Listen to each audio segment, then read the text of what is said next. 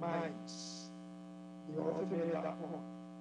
Then he also pointed out that there are opposites: forgetting and remembering, that we can express them in such a way that they mean the same thing.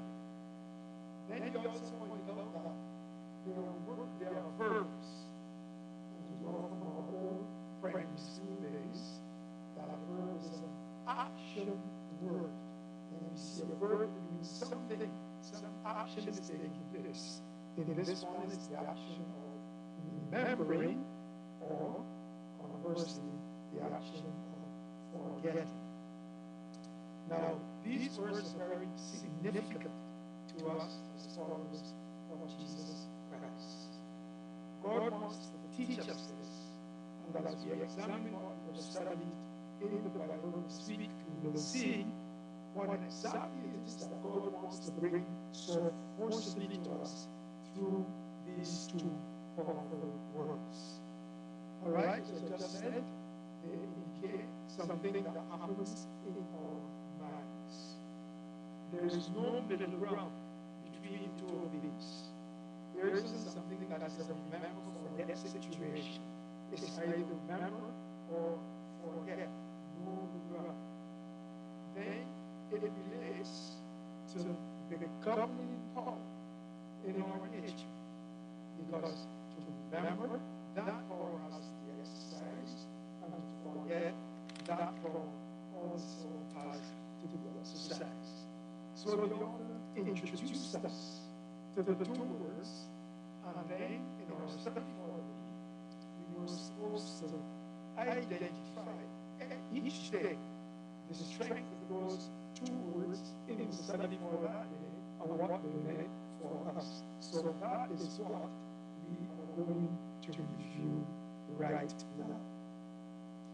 All right, so let us look at some scriptures. Genesis chapter 9, verses 8 to 17. The author asks the question, how is remembering used here? And what can we learn from its use? That was in Genesis chapter 9, verses 8 to 17. All right?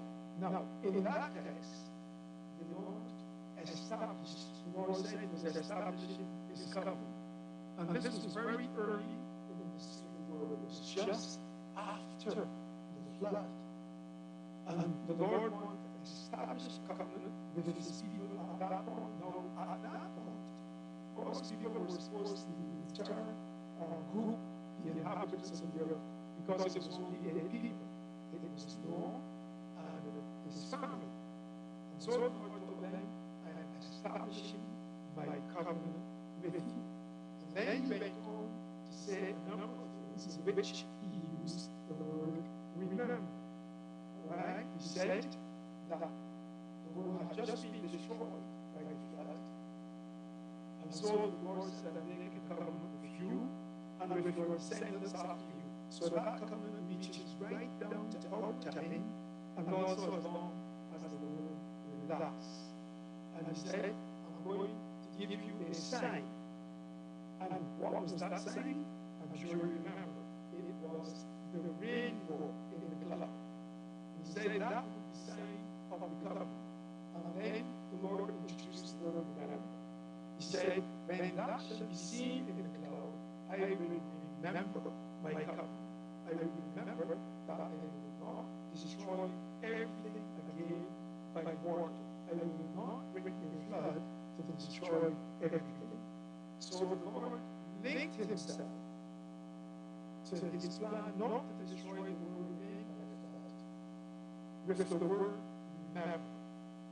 Now, of course, that doesn't mean that God is a forgetful God. One day he might have felt like destroying the world with a flood. Then he said, oh, that was really not good. It doesn't mean that is all. Or that it was placing the emphasis on that the rainbow is a sign that we will not destroy the earth again by a flood. All right? Anyone wants to share anything about that? God links the word remember to himself.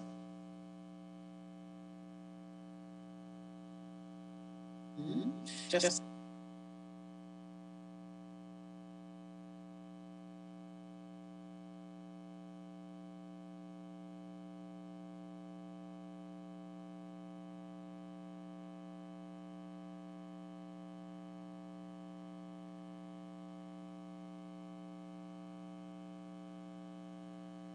So, so Pastor Dane just said it all that I was going to say. That God did not put the sign here for him to remember. It was for us to remember because, we have floods and hurricane all over the place. So if he did not put that sign, when human beings see that the rain is coming, they will think that God is going to destroy the earth again. So that sign is there for us to remember that He is not going to destroy the earth with the flood. Okay, wonderful, wonderful. So you see, early in the game, just after the flood, the Lord introduces the word remember, and he links it with God himself. Remember. And as you just pointed out, that is for us to remember also. Although we are thousands of years separated from that event, that promise is still certain.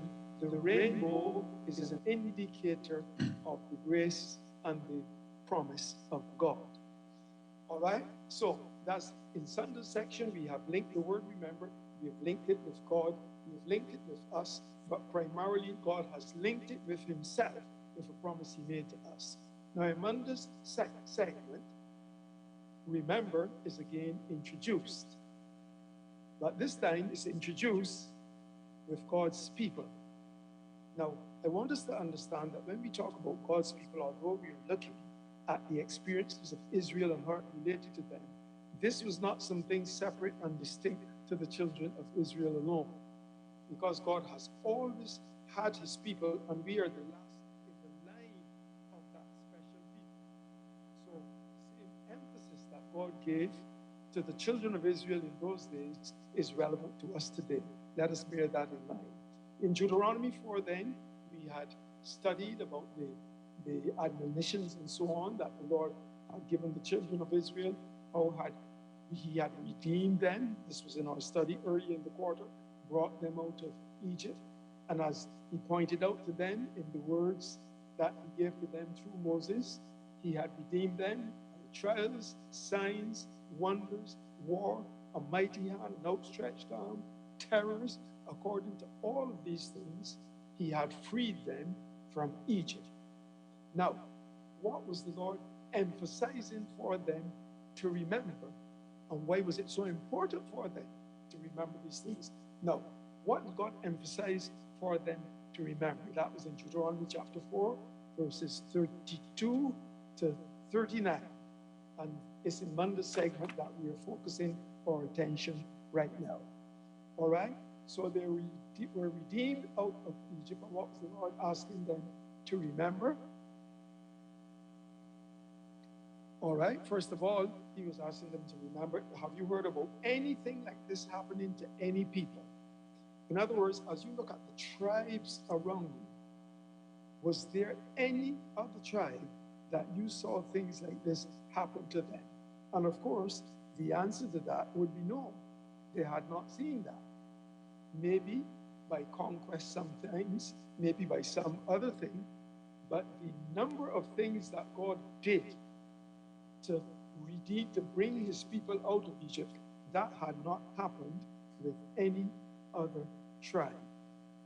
God did things then for you, the children of Israel, that you should remember and never forget. They had not been done for any other tribe. And he emphasized it. For example, in verse 23, he said, did any people ever hear the voice of God speaking out of the midst of fire? No, they had never heard that. And that had been a dramatic thing. When the Lord spoke, his voice was heard with the 10 commandments from Mount Sinai. And the mountain itself was shaking. The earth was shaking. And in fact, the experience was so overwhelming that by the time it was finished, the children of Israel asked Moses, please, we can't take this. You go and let God speak to you, and then you come back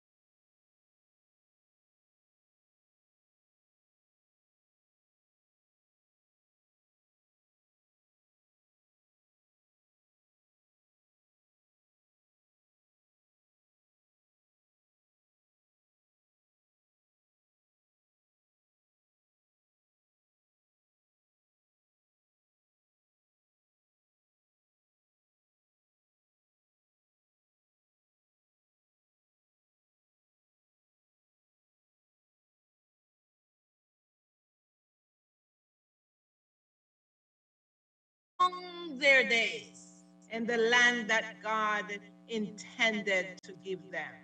Not only were they going to live there in prosperity, but they were going to have a long life as long as they kept obedience to God's commands. Okay, yes, that is wonderful. And we are going to come to that later on in our study too. So it's good that you raised it at this point, and we're going to re-emphasize it a little further down in the lesson. All right, in Choose the Section, the author placed the emphasis on two things: take heed and forget. And you notice that the scholar who prepared this, he places a lot of emphasis on our really grasping the significance of all of the words, of certain specific words in our study this week. So in this one now, we have not exhausted, but we have looked in some detail at remember. Now we are looking at take heed lest you forget.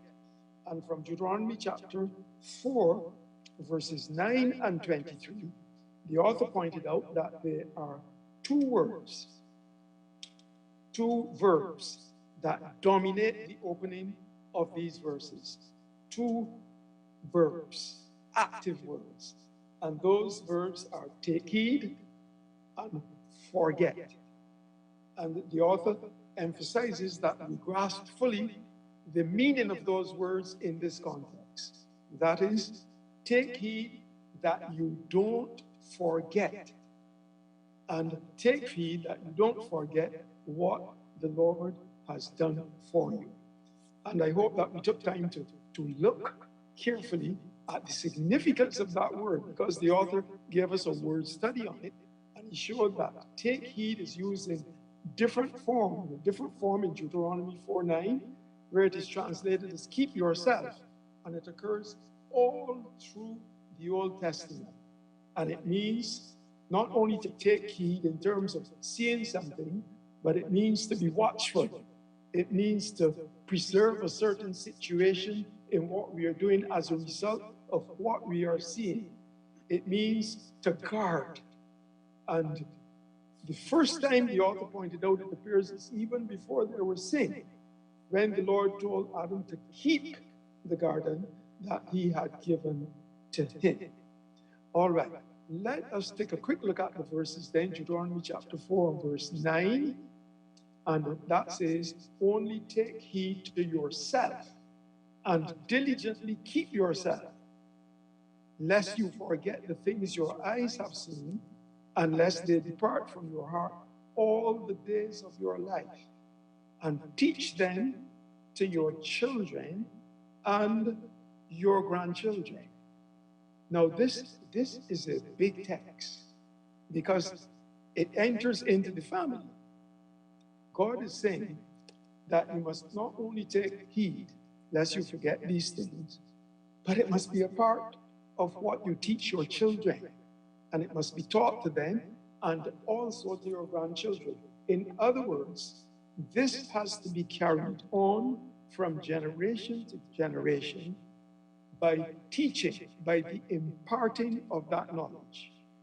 Now, one of the things we have recognized in modern society is the change, the dramatic change that comes from generation to generation. Now, in the Bible, the generation is 40 years. And if you look at that, you look at in cycles, you see the changes that come. When I look back at my own generation in my boyhood, it was very different from today. Then I lived through, and many of us here lived through, a dramatic change. That change came in the 50s and the 60s, and first of all, it invaded the society through music.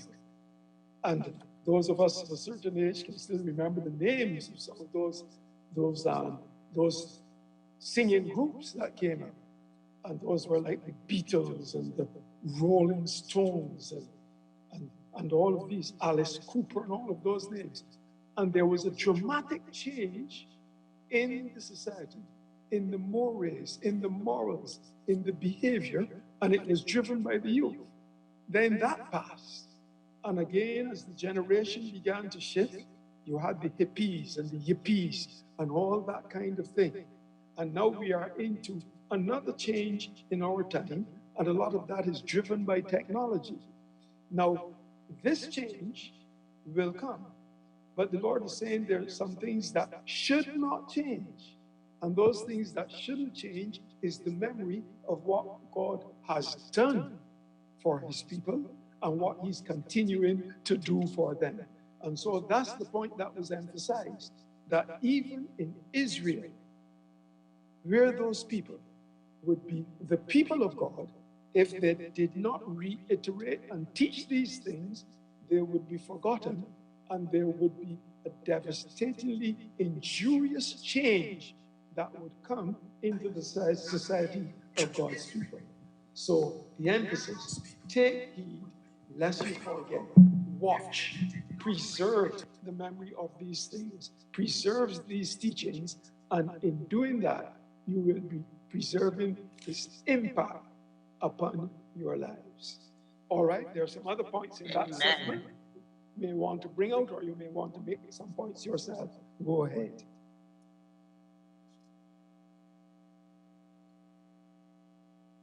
All right, Brother Douglas, go ahead.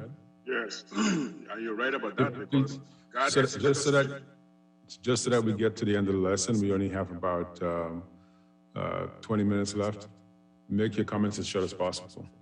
Okay, God wants us to be proactive in doing these things. Just like Daniel's and all them said, yeah, purpose in the heart. Then you have to make an effort to do this thing. Because if you don't, you will forget God and continue doing wicked stuff.